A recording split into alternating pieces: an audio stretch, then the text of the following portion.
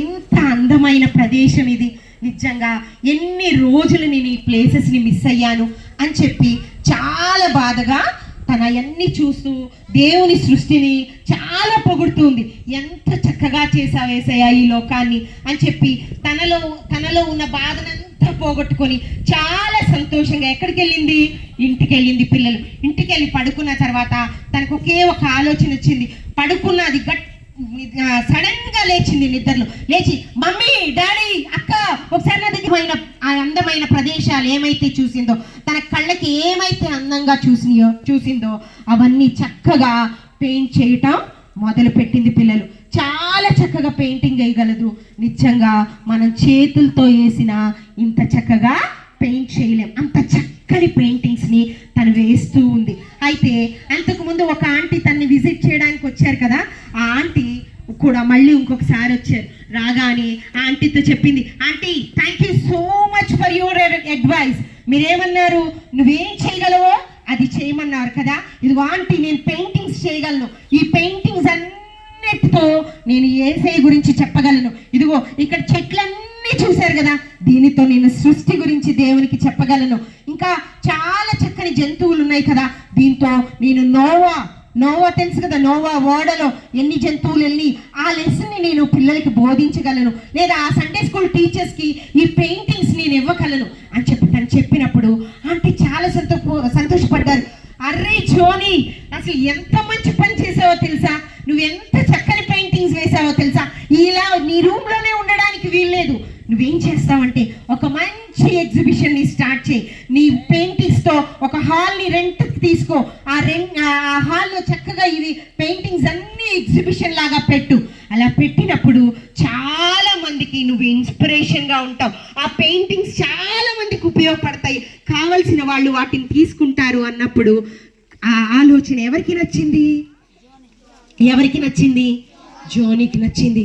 నిజమే కదా, ఇవి ఇక్కడే ఉంటే ఎవరికి తెలుస్తుంది, నేను ఎగ్జిబిషన్ పెడితే అందరికీ తెలుస్తుంది కదా అని చెప్పి తను ఏం చేసిందో తెలుసా, ఒక మంచి హాల్ని రెంట్కి తీసుకుంది. పిల్లలు అందులో చక్కగా తన పెయింటింగ్స్ని చక్కగా ఎగ్జిబిట్ చేస్తూ ఉంది. ఒక్కొక్క పెయింటింగ్ దగ్గరికి వచ్చినప్పుడు చాలా మంది ఇంట్రెస్టింగ్గా ఇదేంటి జోనీ, what is this, can you explain అని అడుగుతున్నప్పుడు తను చక్కగా ఎక్స్ప్లెయిన్ చేస్తుంది. దేవుడు తనకి ఏ ఆలోచనలు ఇచ్చారో, ఇదిగో ఈ చెట్లు చూసారా, ఇవి దేవుడు తయారు చేశాడు, ఈ సన్ చూసారా దేవుడు తయారు చేశాడు, మన కోసం తయారు చేశాడు, ఎంత బ్యూటిఫుల్గా నేచర్ని తయారు చేసి మనకి ఇచ్చాడో తెలుసా అని చెప్పి ఎక్స్ప్లెయిన్ చేస్తున్నప్పుడు చాలా మంది ఆ పెయింటింగ్స్ని ఏం చేశారో తెలుసా, జోనీ నీకు ఇష్టమైతే ఈ పెయింటింగ్స్ని మేము తీసుకెళ్ళొచ్చా, మా ఇంట్లో మేము పెట్టుకోవచ్చా అని అడిగినప్పుడు చాలా చక్కగా సంతోషంగా ఓకే మీకు కావాలంటే ఇవి తీసుకెళ్ళండి అన్నప్పుడు ఏం జరిగిందో తెలుసా, ఒక అంకుల్ చక్కని పెయింటింగ్ని తీసుకొని,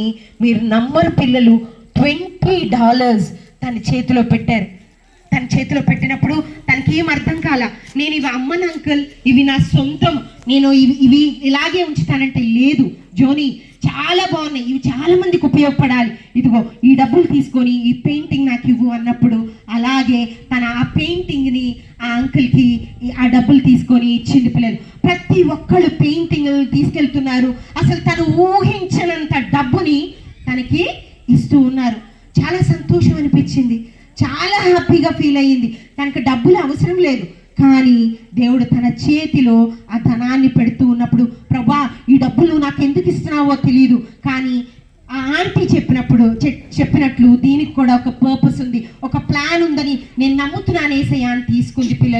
పిల్లలు ఎప్పుడైతే ఎగ్జిబిషన్ పెట్టిందో అప్పుడు చాలా ఫేమస్ అయిపోయింది. ఎవరు జోనీ. అయితే తన గురించి పేపర్లో ఒక మంచి ఆర్టికల్ వచ్చింది. ఇదిగో చాలా మందికి ఈ అమ్మాయి ఇన్స్పిరేషన్. చాలా మంది ఏమీ చేయలేమని అనుకుంటారు, కానీ తన బాడీలో ఏ పార్ట్ పని చేయలేకపోయినా తన ఫేస్లో నోట్లో బ్రష్ పెట్టుకొని చక్కని పెయింటింగ్స్ని తను పెయింట్ చేసింది అని చెప్పి తన గురించి పెద్ద ఆర్టికల్ చాలా గొప్పగా రాశారు. నిజంగా తన గురించి అమెరికా దేశంలో ఉన్న వాళ్ళందరికీ తెలిసిపోయింది, చుట్టుపక్కల దేశాలకి తెలిసిపోయింది. అందరూ చాలా అవునా, ఒక అమ్మాయి చేత్తో కాదు నోటితో ఈ పెయింటింగ్స్ వేసిందా, ఎంత బాగున్నాయి, చాలా చక్కగా పెయింట్ చేసిందని చెప్పి అందరూ తన్ని ఏం చేశారో తెలుసా? ఇప్పుడు నేను మీ దగ్గరికి వచ్చానా, అలాగే వాళ్ళ చర్చిలో ఏ మీటింగ్ పెట్టుకున్నా, ఏ ప్లేస్లో ఎక్కడ మీటింగ్ జరిగినా, జోనీ యు ఆర్ అన్ ఇన్స్పిరేషన్, చాలా మందికి నువ్వు ఇన్స్పిరేషన్, నీ గురించి అందరికీ తెలియాలి, నిన్ను దేవుడు ఎలా వాడుకుంటున్నాడో తెలియాలి, మా దగ్గరికి వస్తావా, నీకు ఈ మీటింగ్లో నువ్వు కొంతసేపు మాట్లాడతావా అని చెప్పి తను పిలిచినప్పుడు తన ఆ వీల్ చైర్లోనే వెళ్ళి తన స్టోరీని తను చెప్పడం మొదలుపెట్టింది. పిల్లలు చక్కగా తన పరిస్థితి చెప్తుంది. ఇదిగో నేను మీలాగే చాలా ఇబ్బంది పడ్డాను, నేను దేనికి పనికిరాను అనుకున్నాను, 2 years నేను బెడ్ మీద ఉన్నాను, కానీ దేవుడు నన్ను ఇలా వాడుకున్నాడు, మిమ్మల్ని కూడా వాడుకుంటాడు, మీలో కూడా ఏదో ఒక టాలెంట్ ఉంటుంది, మీరు దేవుని కోసం ఉపయోగపడతారా అని అన్నప్పుడు చాలా మంది తన స్టోరీ విని, తన యొక్క లైఫ్ స్టోరీ విని చాలామంది ఇన్స్పైర్ అయ్యి తను మీటింగ్ అయిన తర్వాత చాలామంది తను కలుసుకోవడానికి వచ్చారు పిల్లలు. అయితే తను ఒకసారి ఇలాగే, ఇదిగో నువ్వు రెడీగా ఉన్నావా, దేవుని కోసం నువ్వు చేస్తావా అని అడిగినప్పుడు ఒక ఆవిడ ఆడియన్స్లో నుంచి, అది పెద్ద స్టేడియం పిల్లలు, ఒక స్టేడియంలో ఒక ఆవిడ తన కాళ్ళు లేవు, పాక్కుంటూ తన దగ్గరికి వచ్చింది. ఆ సీన్ చూసేసరికి తనకి చాలా బాధేసింది. అరే నాలాగే తన కాళ్ళు లేవు, కానీ ఏం జరిగింది, నేను చక్కగా వీల్ చైర్లో నన్ను తీసుకొస్తున్నారు, తనకి వీల్ చైర్ కూడా లేదే అని చెప్పి చాలా బాధపడి ఇదిగో చూడండి, తన వీల్ చైర్లో ఉంటే ఒక ఆవిడ పాకుకుంటూ తన దగ్గరికి వచ్చింది. ఆవిడ చూసేసరికి చాలా జాలేసింది. సరే తను ఒక నిర్ణయం తీసుకుంది, తనతో మాట్లాడింది. యు డోంట్ వరీ, నువ్వేం బాధపడద్దు, నీకు వీల్ చైర్ లేదా అన్నప్పుడు తను ఏం చేసిందో తెలుసో, నా దగ్గర వీల్ చైర్ కనీసం నాకు హాస్పిటల్కి వెళ్ళడానికి ట్రీట్మెంట్కి కూడా నా దగ్గర డబ్బులు లేవు అని చాలా బాధపడింది. పిల్లలు తను ఏం చేసిందో తెలుసా పిల్లలు, తనతో పాటు కొంతమంది ఫ్రెండ్స్ని దగ్గరికి తీసుకొని జోనీ అండ్ ఫ్రెండ్స్ అని చెప్పి ఒక ఆర్గనైజేషన్ని స్టార్ట్ చేసింది. ఏమని? జోనీ అండ్ ఫ్రెండ్స్ అని ఒక ఆర్గనైజేషన్ని స్టార్ట్ చేసింది. ఆ ఆర్గనైజేషన్ చేసే పని ఏంటో తెలుసా పిల్లలు, ఎవరైతే కాళ్ళు లేవో, ఎవరికైతే వీల్ చైర్ అవసరమో, తన బాధపడుతుంది కాబట్టి ఎవ్వరు డిజేబుల్గా ఉన్న వాళ్ళకి నేను హెల్ప్ చేయాలి అని చెప్పి తన పెయింటింగ్స్ ద్వారా వచ్చిన మనీని వీల్ చైర్స్ కొనడానికి వాడుతుంది. అంతేకాదు పిల్లలు, చాలా మంది నడవలేరు కదా, ఇక్కడ నుంచి ఆర్టిఫిషియల్ కర్రలు ఉంటాయి కదా సపోర్టింగ్గా, అలా పెట్టుకొని చాలా మంది నడుస్తూ ఉంటారు కదా, ఇలా పెట్టుకొని నడుస్తారు, ఇటొక్క కర్ర పెట్టుకొని నడుస్తూ ఉంటారు.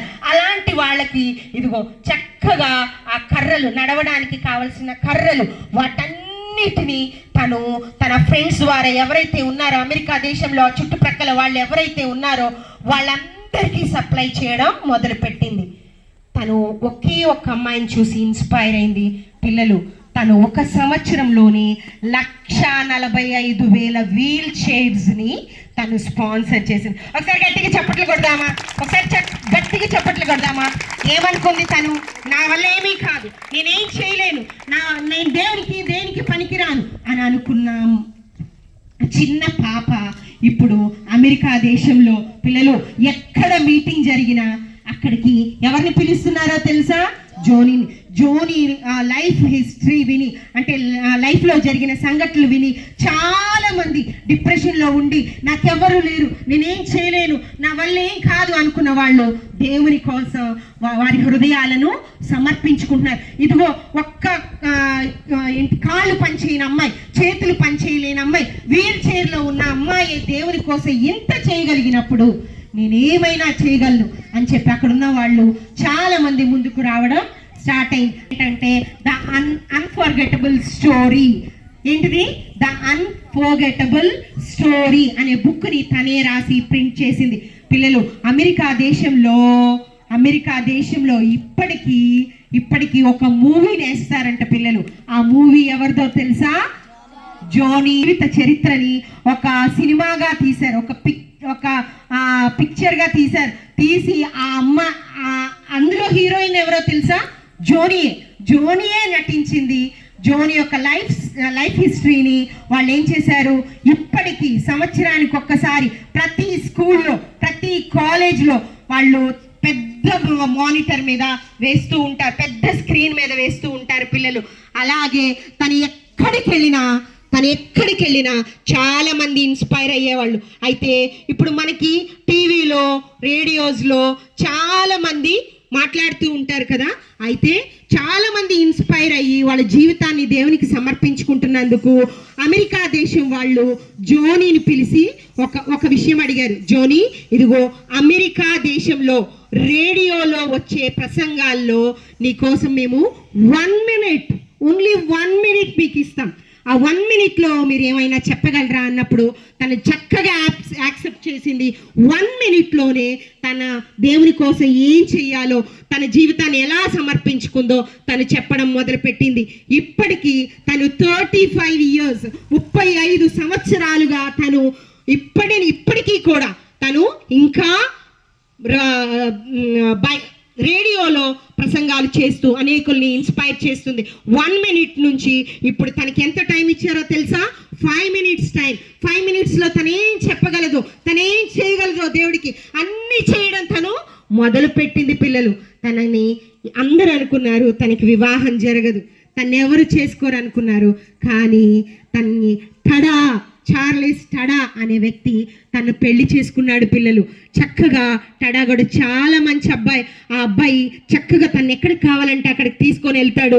చాలా చక్కగా తన పరిచర్యలో సహాయం చేస్తారు. ఇప్పుడు జోనీ ఎరిక్సన్ పేరేంటో తెలుసా?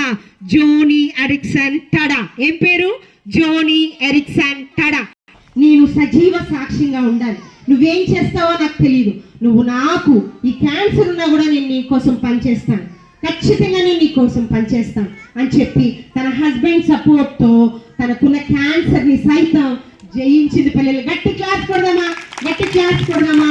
ఇప్పుడు తను నడవలేదు, తను చేతులు పనిచేయవు, తిరిగి క్యాన్సర్తో బాధపడుతుంది. అయినా సరే తన పరిచర్య ఎప్పుడూ ఆపలేదు. అన్ని చోట్లకి దేశాలు వెళ్ళింది. పిల్లలు, చక్కగా తను దేవుని కోసం లివింగ్ టెస్టిమనీగా ఉంది. మీరు ఇప్పటికీ తను సేవ చేయడం అమెరికా దేశంలో చూస్తారు. మీరు యూట్యూబ్లోకి వెళ్ళి జోనీ ఎరిక్సన్ టడా అని కొడితే తనకి సంబంధించిన జీవిత విశేషాలన్నీ చక్కగా వస్తాయి. చూడండి పిల్లలు, చాలా మందికి టాలెంట్స్ ఉంటాయి. దేవుడు చాలా మందికి టాలెంట్స్ ఇచ్చారు. కొంతమంది పాడతారు, కొంతమంది దేవుని కోసం ఇంకేమైనా చేయగలుగుతారు, బాగా చదువుతారు, బైబిల్ చదువుతారు, ఇంకా చర్చ్లో చాలా పనులు చేయగలుగుతారు. కానీ అవన్నీ మనస్ఫూర్తిగా చేయలేం కదా, అవునా కదా? దేవుడు నిన్ను నన్ను చాలా స్పెషల్గా తయారు చేశాడంట. యు ఆర్ వెరీ స్పెషల్ అని చెప్పి దేవుడు చెప్తున్నాడు. ఏం చేయగలను అని ఒక్కసారి ఆలోచిస్తావా? ఆలోచిస్తే దేవుడు దేవుని కోసం నువ్వేదైనా చేయగలవు. కాళ్ళు చేతులు లేని వీల్ చైర్లో ఉన్న జోనీనే ఎంతో చేయగలిగింది. నీ కాళ్ళు ఉన్నాయి, చేతులు ఉన్నాయి, ఆలోచించగలిగిన జ్ఞానం ఉంది, నువ్వు చేయగలవు కదా. ఒక ప్రభు నాకు సహాయం చేయని ఇచ్చేదాన్ని, కానీ ఆ భయం నాకు ఎప్పటి వరకు ఉందో తెలుసా? దేవాన్ని నీ కోసం పనిచేస్తాను, నన్ను వాడుకో అనే దాకా ఆ భయం ఉంది. కానీ ఎప్పుడైతే నేను ఒక్కసారి దేవుని కోసం నిలబడ్డానో దేవుడు నన్ను నిలబెట్టాడు. పిల్లలు, 3 రోజులు ఉపవాసం ఉండి నేను దేవుని కోసం ఒక్క మాట చెప్పడానికి 3 రోజులు ఉపవాస్తున్నాను. ఆ 3 రోజుల్లో దేవుడు నన్ను బలపరిచాడు. ఈరోజు మీ అందరి ముందు మాట్లాడే శక్తిని ఇచ్చాడు. నేను ఇలా మైక్ పట్టుకుంటే ఇలా ఉలికిపోయేది, నేను పీల్చే గాలి దీనిలో సౌండ్ వినిపించేది, చుట్టుపక్కల వాళ్ళందరూ నవ్వేవాళ్ళు. మా పాప పుట్టేసరికి నాకు 25 సంవత్సరాలు. అప్పటి వరకు ఎప్పుడు మైక్ పట్టుకోలే, నేను ఎప్పుడు మైక్ పట్టుకోలే. కానీ మీ అందరూ మైక్ పట్టుకొని చెప్పగలరు, మీరందరూ లేచి నిలబడి దేవుని కోసం నిలబడి చెప్పగలరు. దేవుడు మీకు ఆ శక్తిని ఇచ్చాడు. నన్నే నిలబెట్టుకున్నాడే, మిమ్మల్ని నిలబెట్టుకోడా, దేవుడు మిమ్మల్ని వాడుకోడా? ఖచ్చితంగా ఆశ కలిగి నన్ను నిలబెట్టుకో దేవా అని అంటే ఖచ్చితంగా దేవుడు నిలబెట్టుకుంటాడు. చిన్నదాన్ని నేను బాధపడినప్పుడు దేవుడు మీ అందరి ముందు ఈరోజు నిలబెట్టాడు. ఇంతసేపు మీ ముందు మాట్లాడడానికి దేవుడు నాకు సహాయం చేశాడు, మీకు కూడా సహాయం చేస్తారు. అక్క, ఈ రోజు నుంచి నేను దేవుని కోసం ఏదో ఒక నిర్ణయం తీసుకుంటానన్న వాళ్ళు చేతులు పైకెత్తి మోకరిస్తారా? చెల్లి తమ్ముడు ఒక్కసారి మోకరిస్తారా? ఒక్కసారి మోకరిస్తారా? దిస్ ఈజ్ ఇట్, అందరూ మోకరిద్దాం. Wonderful time. దేవుడు చాలా మంచి సమయాన్ని ఇచ్చాడు. దేవుడు చాలా మంచి సమయం చేస్తాను. యేసయ్యా కళ్ళు మూసుకోవాలి, ఎవరో చూడదు, ప్రార్థించేద్దాం. 5 minutes యేసయ్యా, యేసయ్య దగ్గర ఒక్క చిన్న నిర్ణయం తీసుకుంటావా చెల్లి? నన్ను నీ బట్టిగా చేసుకోండి యేసయ్యా, నన్ను వాడుకోండి యేసయ్యా, నీ ఆత్మను నా మీద ఉంచండి యేసయ్యా, నన్ను నీ బట్టిగా చేసుకోండి యేసయ్యా. భయపడుతున్నావా? ఎవరు దేవుడు ధైర్యాన్ని ఇస్తాడు. నాకు శక్తి లేదనుకుంటున్నావా? దేవుడు నీకు తప్పకుండా శక్తిని ఇస్తాడు.